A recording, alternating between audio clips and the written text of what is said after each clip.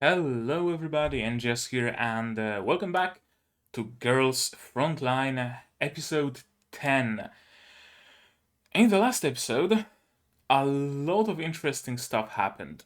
Not a lot happened, like, action wise, and I don't mean action wise as in, action, because there was some action, but not a lot of events, not many events happened, but a lot happened at the same time. AR-15 turned out to be controlled by Sangvis. Somehow, I still have absolutely no clue how did Sangvis gain control of her. She wasn't shown to be captured, or was she? No, she was captured for a moment, right? But why would she turn on Griffin only now? I've no clue. I've no clue. Maybe there's some continuity issues, maybe just adaptation woes, maybe something wasn't shown, or maybe we aren't meant to know how it happened yet. Maybe it's gonna be explained later. So that is certainly a big, huge event. One of the members of the AR squad going essentially rogue. Then another interesting event happened, and that is the appearance of yet another ringleader. I forgot her name, but she's the superior, quote unquote, of destroyer, the one with the grenade launcher. Again, I forgot her name, and we know that she doesn't treat she doesn't treat her underlings nicely, to the point where Destroyer, I'm gonna call her Destroyer, sorry, was very scared of what's gonna happen to her, to the point of crying, which is very interesting thing to do for an artificial construct, which is yet another very important thing that we learned, or maybe rather reinforced in the last episode, in the previous episodes, that the AR squad and the ringleaders are somehow special. And they are most probably special for the exact same reason, some sort of an emotion module. A module that gives the AR squad, and I'm assuming the 404 squad is of the same breed, the ability to command troops, to serve as an auxiliary commander in the field, to the point where they don't even necessarily need a human commander. They can just be on their own and still make do. And the ringleaders seem to have a similar ability, because they can command a lot, and I mean a lot, of Sangvis grunts, and they don't command them as if they were, dummies. At least I don't think they are. They are commanding them as commanders, actual commanders. At least that's my, that's how I take it. That's how I see it. Maybe I'm incorrect. If so, correct me in the comments or on my Discord. Feel free to do it wherever you want. Yeah, a lot of interesting themes. Um, Mainly the theme of emotions, and the theme of the special TDOs, the advanced TDOs, potentially using Sangvis technology, which is extremely appealing to me personally. I'm a huge sucker for a quote unquote less developed group getting technology of more developed enemies and assimilating it as their own. In all sorts of movies and books and whatnot, where aliens attack humans and humans grab a gun from some UFO, strap it to a truck, and use that to fight. That kind of stuff. I'm a huge sucker for that.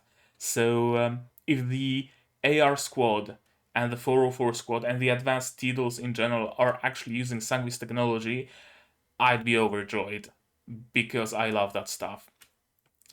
Right, anything else that needs mention? No, I think those were the two things that were most important in the last episode. AR-15 defecting, although we don't fully know. They seem to have removed at least most of the virus, but now she ran, and we don't know if she ran because she got orders to run from Sangvis, or because she herself felt threatened, or because, as they try to tell us, she got some idea about how to attack Sangvis and save Griffin from invasion or whatnot. But then again, why wouldn't she mention that to anybody? That still feels kinda iffy. And my cat is desperately trying to get out of my couch. Despite being able to slip into it, perfectly fine. Oh well, she's on her own. She'll manage. She got out of there many a time, she should have no issues. Yeah, that's it. The emotions and AR's betrayal, and of course, Destroyer being betrayed by her Sangvis superior. Which makes me think there might be some Sangvis dolls that might want to join Griffin's cause sooner or later. That would be another very interesting thing to see. I love the Sangvis designs, I love the Sangvis personalities. I would love to see at least like one of them on our side. It would be super cool. So, let's not waste any more time. This episode is a day late as it is, so let's not make it any more late than it needs to be. And let's just give you guys some subs. Give myself some sound. And let's roll. Yeah, let me double check if it really is episode 10. I think it is. It is episode 10 of Girls Frontline, version by Sabs. Please, it's gonna be starting in 3, 2, 1, go.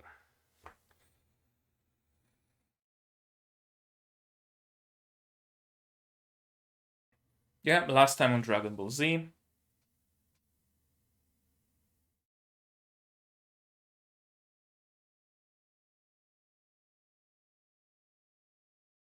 Yeah, Destroyer, I was correct.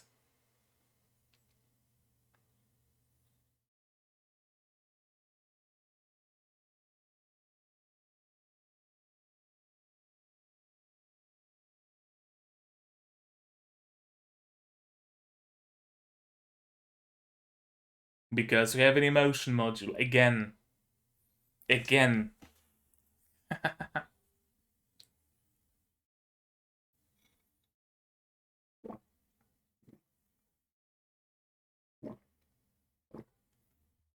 This is just forest berries tea. Shoot to kill. And of course, Destroyer was also betrayed.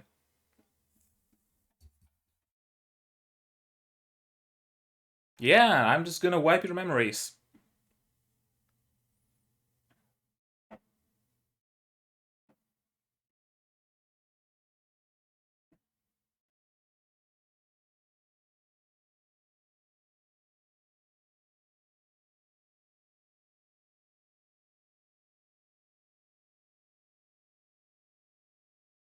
And of course, existential dread. Yet another thing that was very important about this episode. Yeah, baka aho, those are the greatest insults. I mean, you guys are the buddies.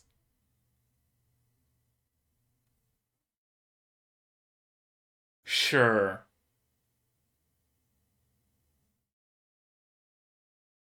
Sure, you're joking.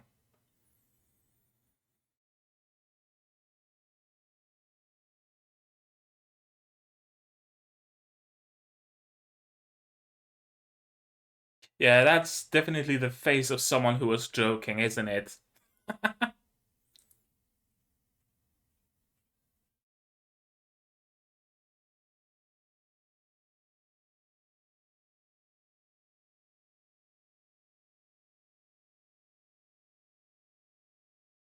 I'm still in absolute awe of the opening.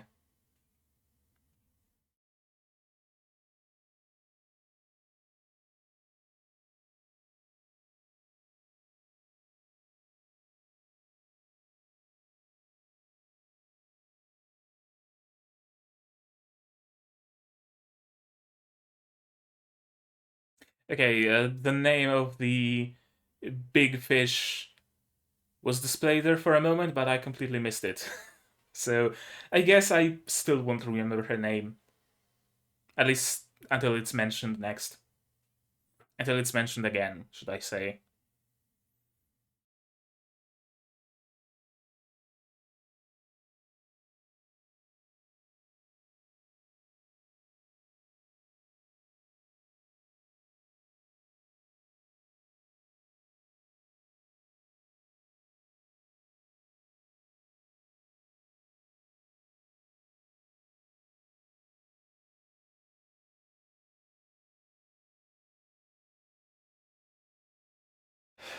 The Kindling 03.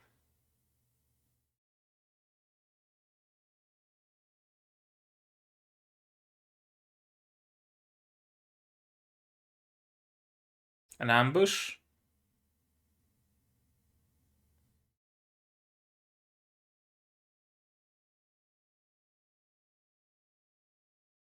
An ambush. Has to be. Yeah. Yeah.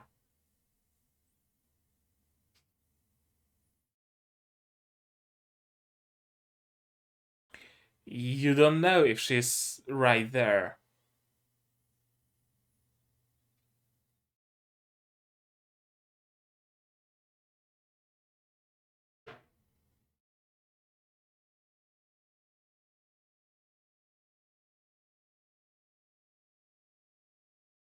Someone else is showing the location?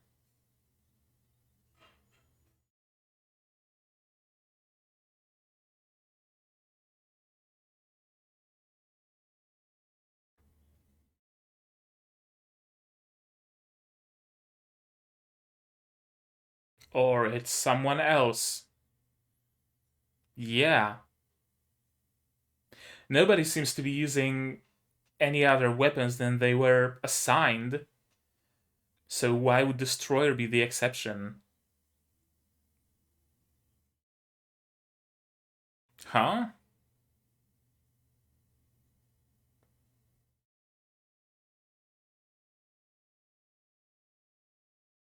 It's a terrain prime for an ambush. Your ambush is close.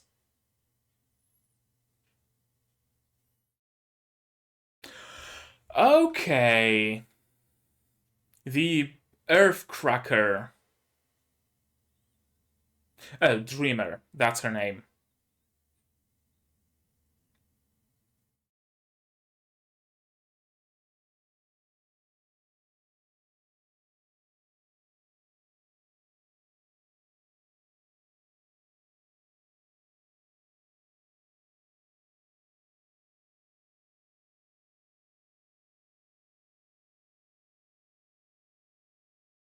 Okay, so that's a full battery of railgun artillery.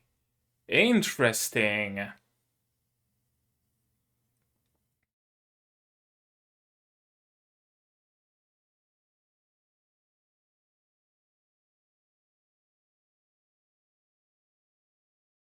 She is insane.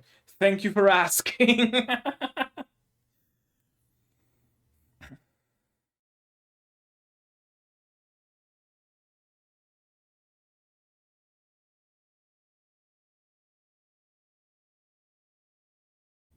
I mean, true enough.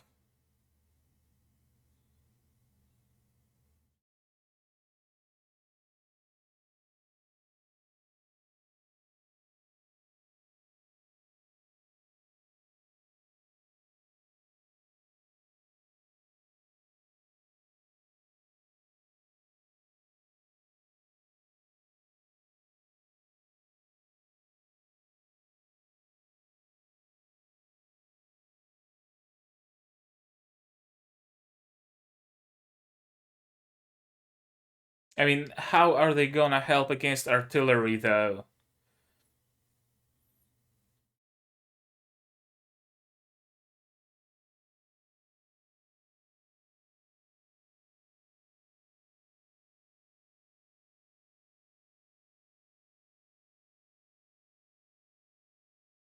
Are they trying to confuse Dreamer so that she doesn't know who to aim for? Just moving more Tidals into the range of enemy artillery doesn't sound like a great idea.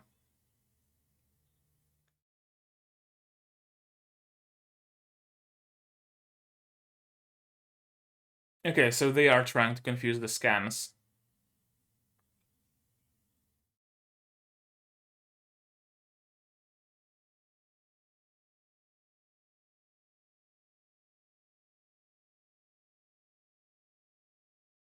What are you. Oh, are they shooting Destroyer?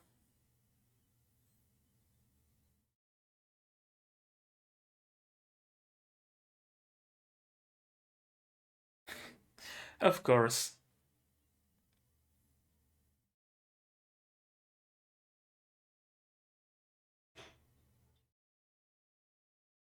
Together with Destroyer.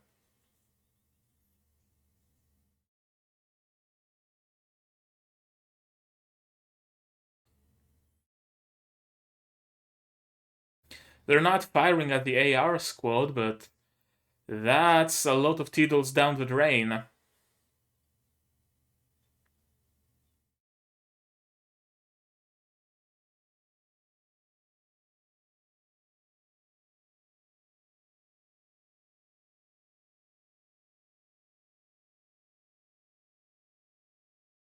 And now it's attacking the AR squad again. Either they have so much artillery they can attack everybody at once, or it can change target really quickly.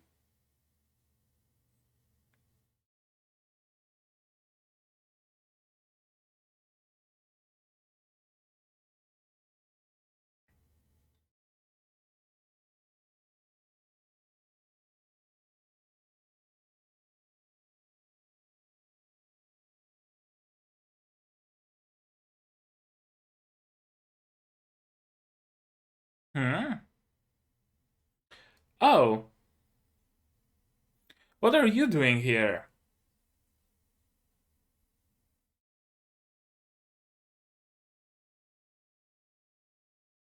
And how did you not notice the drone?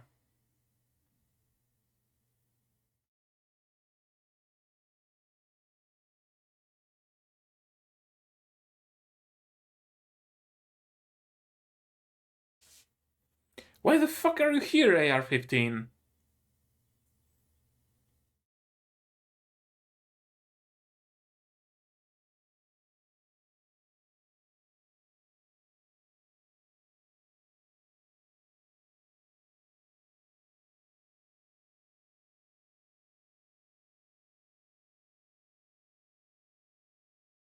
Ah.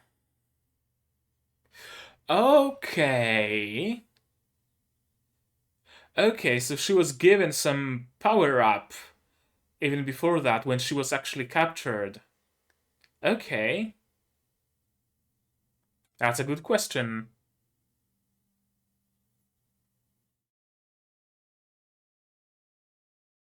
Yes.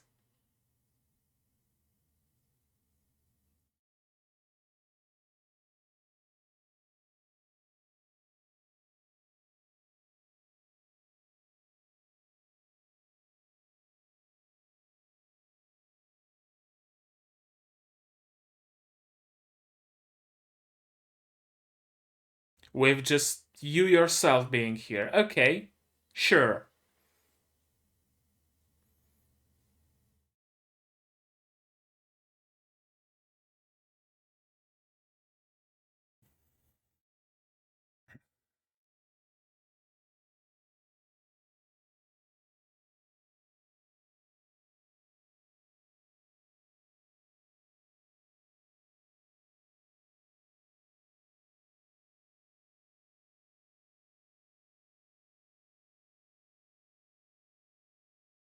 How are you gonna do this alone, though?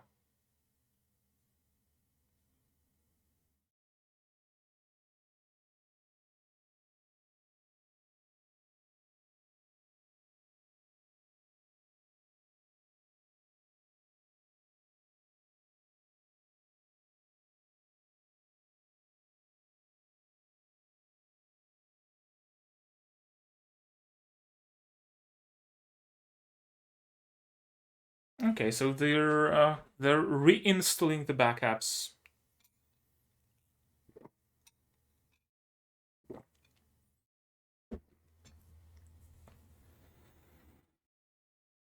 Okay, that's something I didn't think of.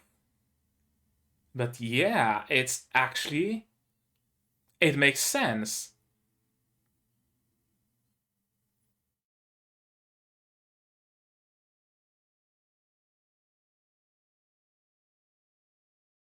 That's another good question.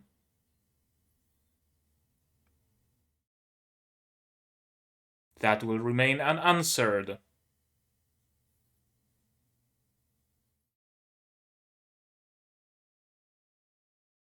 Ah, yes. It's your weakness that you care about your subordinates so much. They are just tools, they are just weapons, they are disposable. Uh,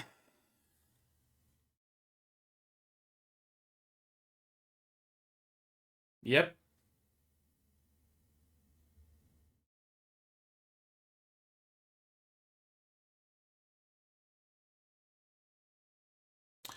Oh, that's an interesting detail.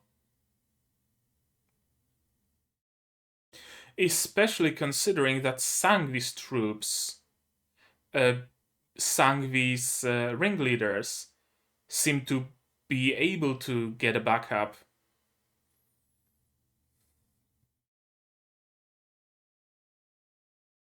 If Dreamer is to be believed about about the Destroyer being able to be revived.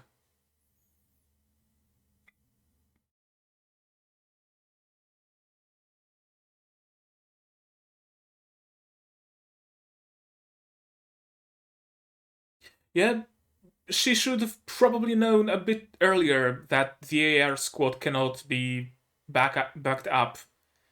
You know, if she didn't care about her subordinates that much, it's entirely possible at some point she would have decided to sacrifice some members of the AR squad because you didn't tell her that you don't have backups.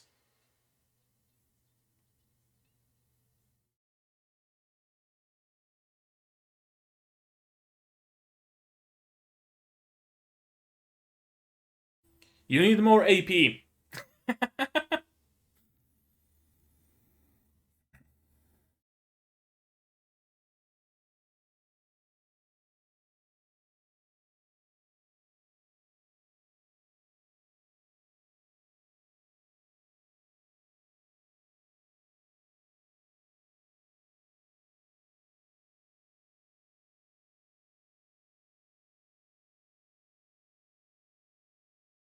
Yep.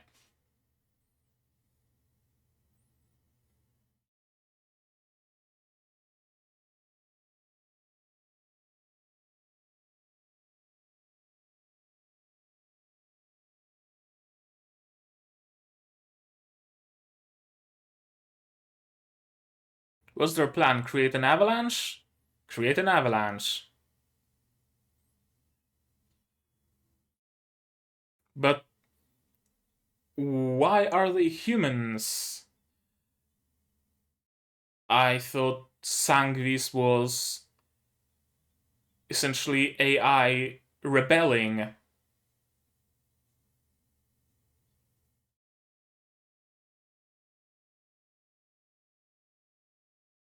Or are they humans?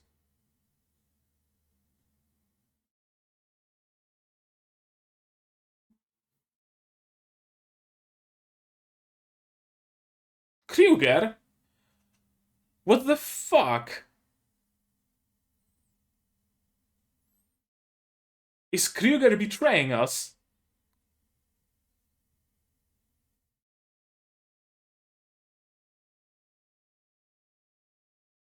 Why were you shooting at the AR squad though?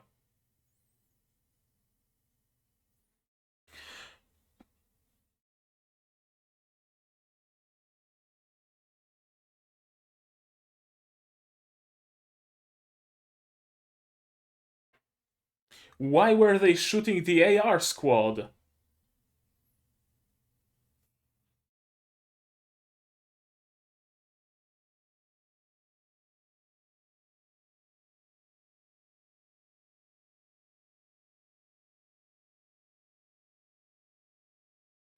But it is that defect that makes you so uh effective.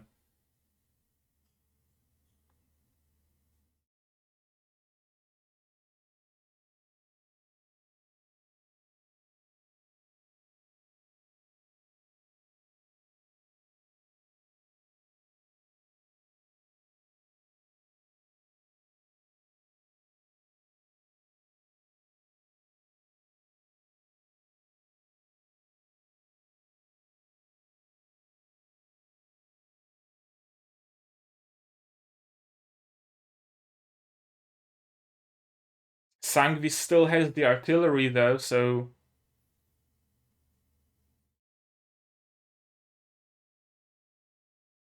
okay, yes, please give me some backstory.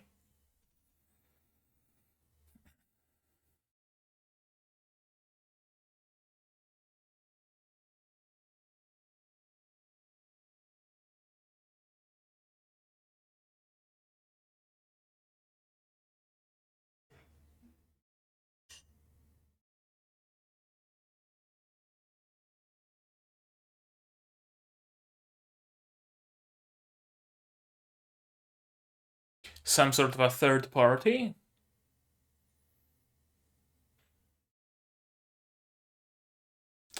Oh, no. Okay, Sangvis started developing their own weapons.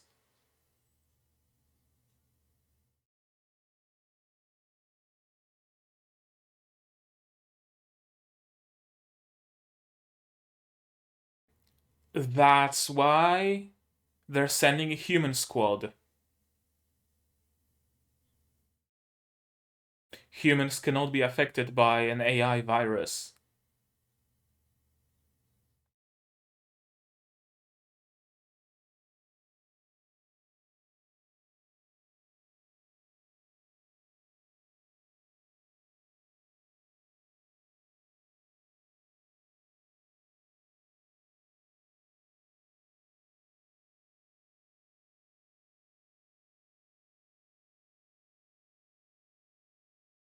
You should have guarded her better.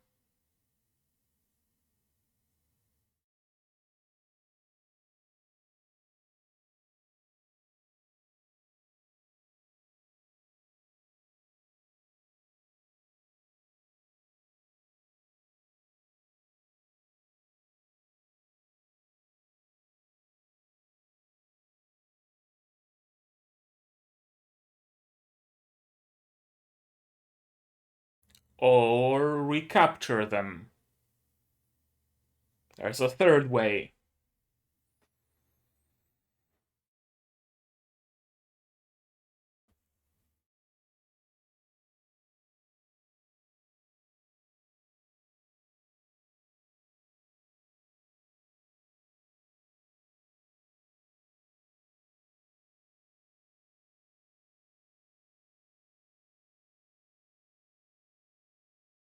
To walk alone into the enemy base.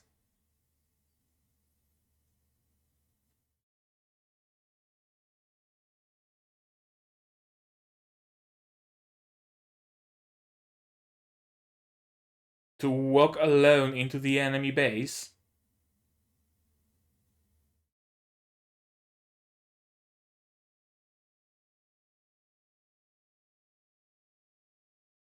That's a nice bit of art.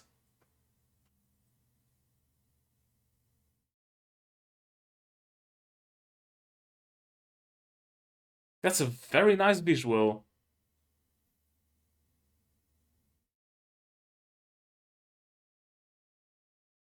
But there's still a lot of things that don't make sense. Not gonna lie.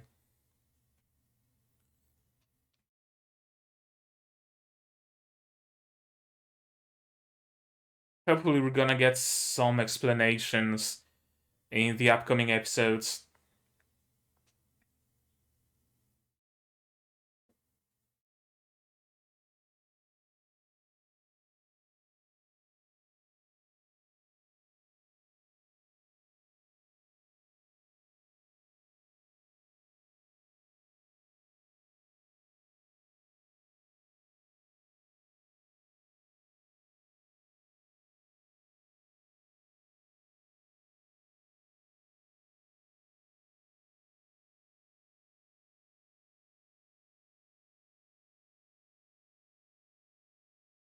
Hmm.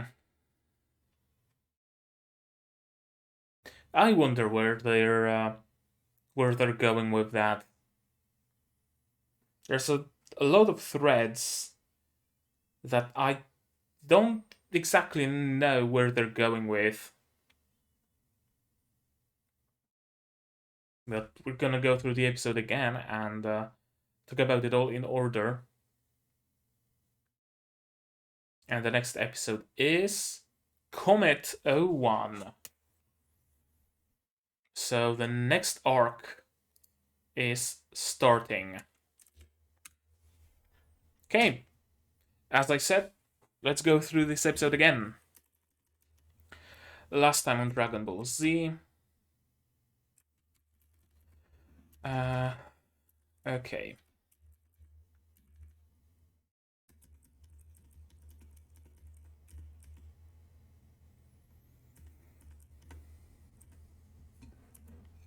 Why reveal your location? Exactly, it is a trap, it is an ambush.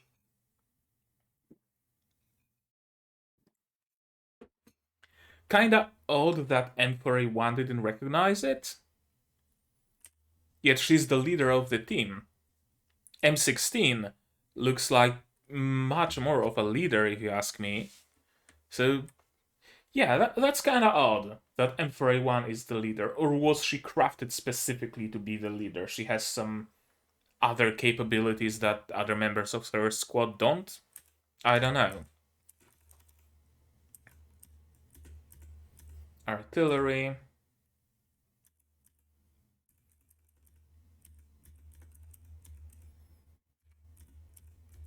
I really like this artillery. I really like this design, and I really like that it's a railgun that's used to propel the artillery shells. It's not a railgun that just shoots some tungsten bolts or whatever railguns usually shoot. It actually shoots artillery shells, giving them much more range, much more speed. Sangvis are smart. If they really developed it themselves, they are smart. Hella smart. Play with Jupiter. I'm assuming she refers to the AR squad as Jupiter.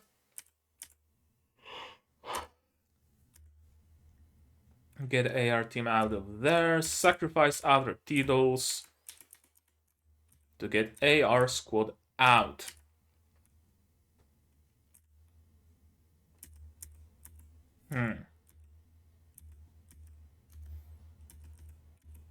Again, something I'm not entirely sure of is why did Dreamer actually decide to waste shells on the production, production quality, regular old mass produced, mass manufactured T-Dolls instead of shooting AR squad? You'd think that Destroyer would be able to hold her own against mass produced Griffin T-Dolls, right? And besides, it's not like Dreamer cares about Destroyer, so kinda odd.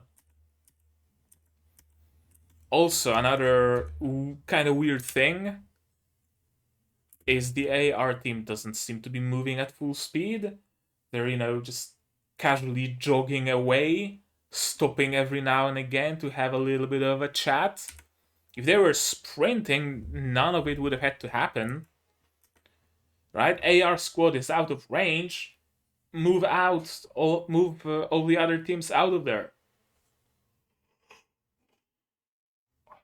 They don't need to be sacrificed.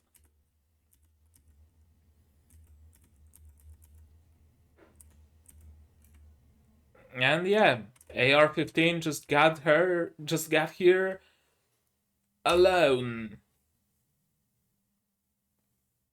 for vengeance. But why? Why alone? Why not, wait and say, hey, I know where, Dreamer is, because I'm psychically connected to her. I know where she is. I can lead you there. Give me a squad and I can figure it out. Instead, she decided to just run from Griffin and go here alone. She didn't even, give Griffin a chance to figure out the virus she was infected with. She just ran alone. I don't get it. I don't get why she did what she did.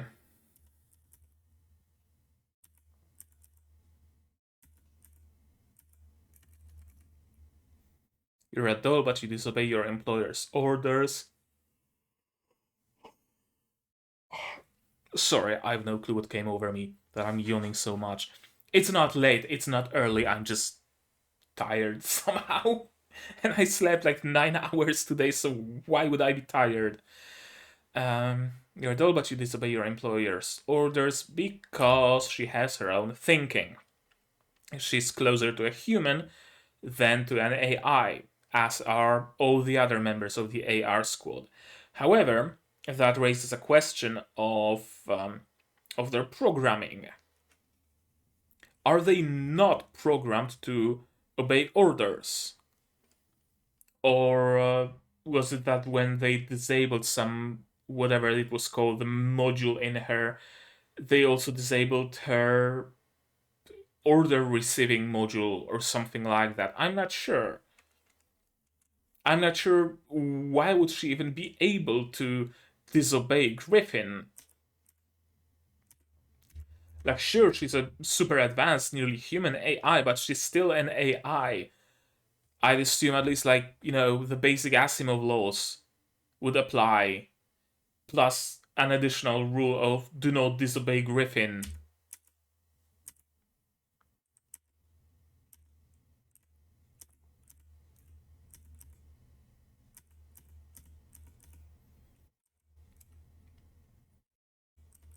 Yeah, at least all the other dolls can be backed up.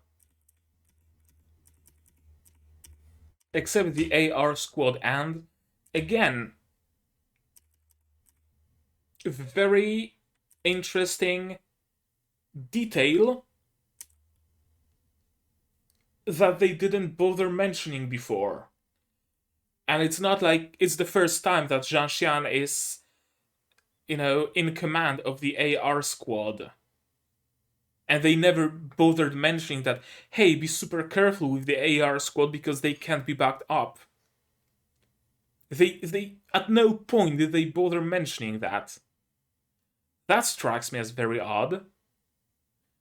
You'd think that, if you have some very delicate equipment and you're lending it to someone, you say, hey, be careful with this shit because it's super delicate.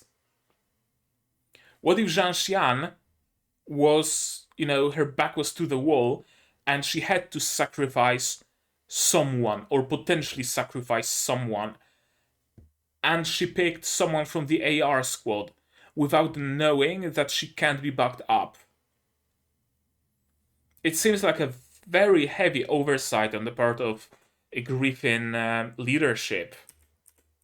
Very, very significant.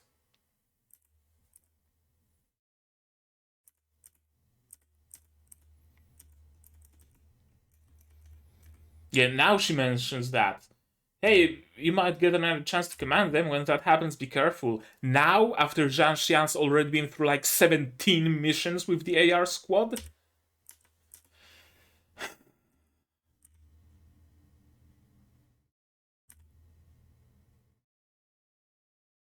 All we had to do was patrol the area where we fought last time. Another thing that makes no sense. Like, I'd accept it if the AR squad didn't know those were like Sangvis people, human troops, and they were shooting at them, and then Kryuger was like, hey, hey, hey, hold your fire, we're friendly. But no, they're shooting the AR squad. I thought they're like super important, super expensive, and the core of the technology that Griffin has, and now Kryuger and his bodyguards are just shooting at them? Why?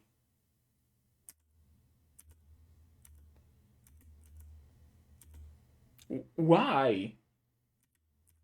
And now, okay, they're mostly like incapacitated, but and now Kryuger reveals himself. Hey, you can't fire at me. I'm Kryuger. I don't get it. I don't understand the way it happened. Yeah, I don't get it. Maybe adaptation issues. Maybe it was explained better in the game. I've no clue. If it was, then please explain it to me, because it literally makes zero sense.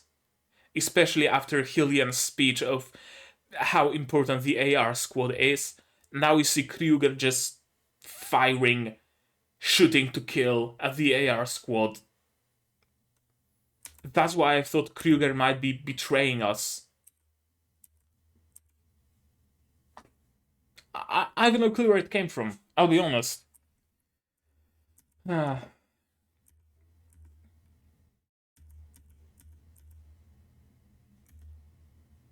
Yeah, they're being observed by the Dreamer, and Kryuger is having an eye on the AR squad. That's another thing that pushed me to believe that he's betraying us. He's betraying Griffin. But apparently not.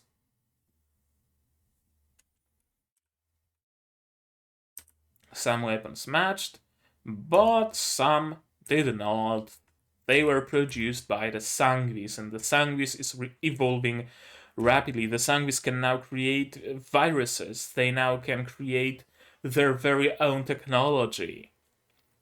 That's dangerous, because when Sangvis made their weapons and titles and whatnot, I'm assuming the records of that were available somewhere, so Griffin can, cross-reference that, right? Hey, those goons have this kind of AR, this kind of Sangvis weapon on them.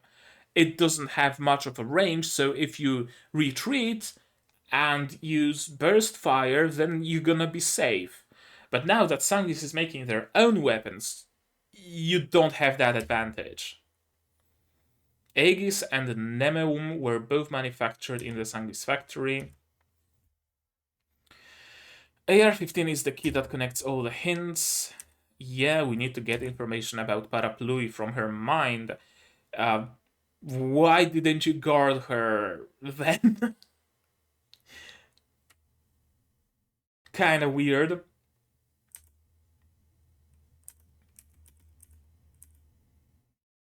I can understand why some commanders treat them like humans. Once they fall into enemy hands, we have to make a decision. Take them out ourselves, or watch helplessly as they drag us all to hell. Well, that's a very binary choice. There's no option to rescue them. No, just take them out, or watch them take us out. No, we're not gonna consider other possibilities. Something tells me Zhang Xian will, but I guess Kryuger is not one to consider other possibilities. He would fit very well into the world of Tokyo 24 Coup. As a friend of either Koki or Ran, because they're making very binary choices. Shuta finds a third way usually, but those two don't. Kryuger would fit very well into that world. It's my highest priority order, both as a title and a member of the AR team. I won't betray the first people to accept me. That is the one reason I exist, the one fate I have. To walk a desert alone towards the den of the enemy and get myself pointlessly shot at and killed because I'm assuming the headquarters where the Dreamer is have at least, a sniper tower, if not multiple. That's not a great decision, AR-15. One would say that it's a very stupid decision, in fact. But hell, you do you, I guess. You do you. The next episode is Comet 01.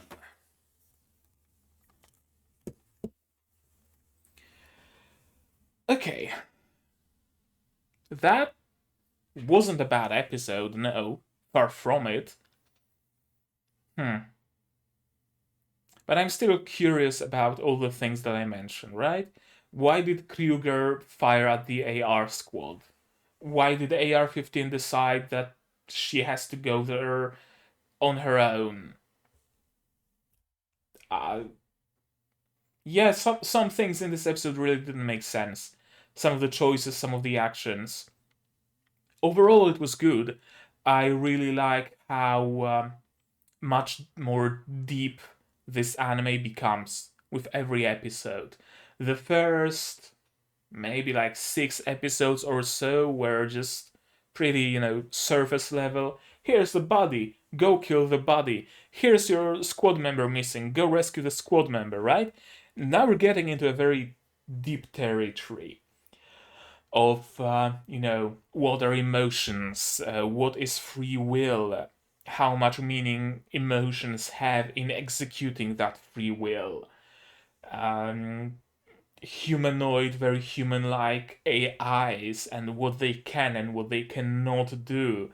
There's a lot of very, very deep and very interesting and very profound themes right now, and I'm all in for it. I really am all in for it.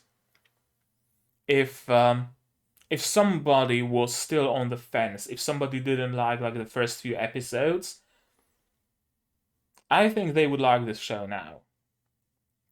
Unless you're like a hardcore fan of the game or a hardcore gun nut, and some design of a gun not being entirely correct bothers you, then I can see how you wouldn't like it. But if you know absolutely nothing about guns and you can recognize an Uzi and AR AK-47, and that's where your knowledge ends, you're gonna have a good time. It really is much more than I would expect from a gacha anime, honestly. Much more than I would expect. I would even hazard saying that story-wise, it's probably even better than Tact of Destiny.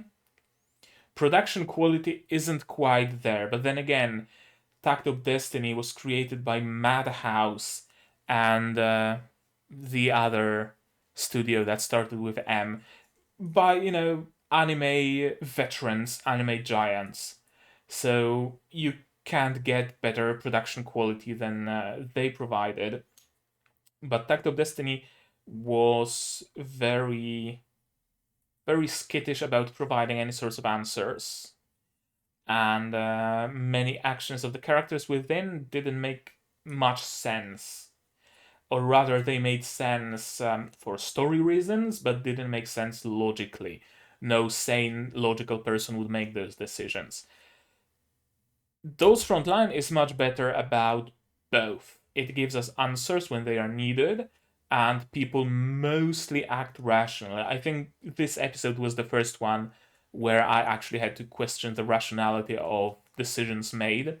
Other than that, actually great. Really enjoyed it. I yeah, I really did enjoy this episode, and I hope future episodes have more of that to bring us. I'm curious if they're gonna explain the decision of Kryuger to fire on the AR squad. I doubt they will. It seems to have been mostly an insignificant detail. If it was by this point, if it was explained in the game, again, do tell me about it because I'm curious.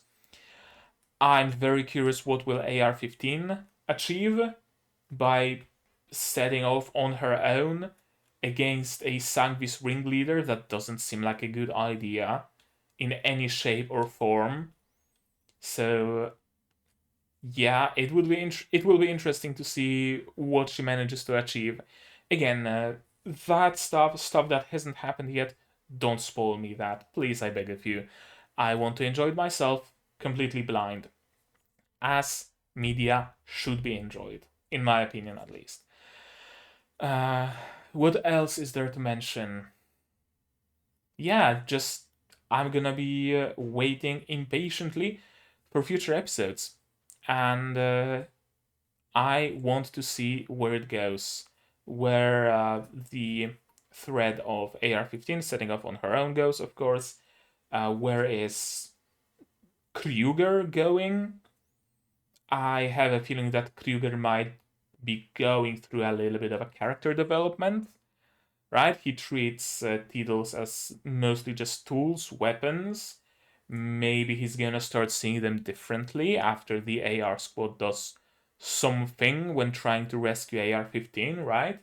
Kryuger will want to eliminate her so she doesn't pose an issue, but AR squad meanwhile will rescue her, or something like that. That would be very interesting to see. But yeah, I think that's it from me. I'm hyped for future episodes. I'm very interested in the development. We're gonna see. We're certainly gonna see. I'm very interested in the technology that Sangvis has, in the technology of the AR squad, of the advanced T-dolls. I hope they expand on that, but I have a feeling that if there's anywhere they would actually expand on that, it would be in the game, maybe in some during some events in the game, or maybe during the campaign proper.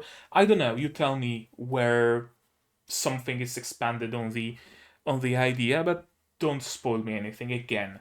I'm gonna say it however many times it takes. No spoilers, please. Yeah, I think now I'm done. I think I said what needed to be said. So now you guys say what needs to be said down in the comments. What did you think of this episode? What did you think of my reaction? What do you think of my theories? Just, don't validate or invalidate them. If it's spoilers, if it's something that I missed in the show or in current episode or in previous episodes, absolutely point it out. I'll be grateful if you do. Just don't, spoil the future. If you want to talk spoilers, join my Discord server, link in the description. It's open to everybody. There is a Girls Frontline channel there where you can discuss anything you want. Right now, it mostly serves as a hub for GIFs and images of SOP but if you want to have any discussion there, feel free. Subscribe to the channel if you want to be notified of future releases, not only those Frontline, but also today in 15 minutes from now. So for you, it's been released already. There's Symphogear episode 10 has been already released on my channel. Episode 11 will be available for my Patreons soon. Tomorrow it's gonna be Arifreta season 2. Then it's time for Sabikui Bisco. Yesterday it was nothing. No, yesterday it was Tokyo 24Ku. Or was it the day before yesterday? Anyway, I also watched Tokyo 24Ku. So if you're interested in that, that's also something on my channel. Like this video if you liked it, dislike it if you disliked it, but tell me why so I can improve. If you really enjoy what I'm doing, you can support me on Patreon. Link in the description. For just $1 a month, you get Orange Roll on my server, and that role gives you access to a Patreon-only channel where you can discuss Patreon-only things, or whatever you want. Recommend me anime. I'm looking for recommendations, absolutely. What else? Share this video if you know someone who would enjoy it, or if you know someone who would very much not enjoy it and you want to torture them. The more you spread the word about my channel, about my videos, the more YouTube itself promotes it, and the more viewers I get, and the happier I am, because there's no bigger happiness for a content creator than their content being consumed by people. And it wouldn't hurt if I got a couple more Patreon supporters, so that's also that's also something that would be very nice. Yeah, I think now I'm done. I shilled what needed to be shilled. I don't have any merch, so I'm not gonna shill that. So, as always, now, how does it go? That's gonna be it from me for today. So as always, build the good stuff, and I'm gonna see you guys in the next one. Cheers! And here's yet another benefit you get as a Patreon supporter. You get to be on the list in the credits, no matter the tier you donate at.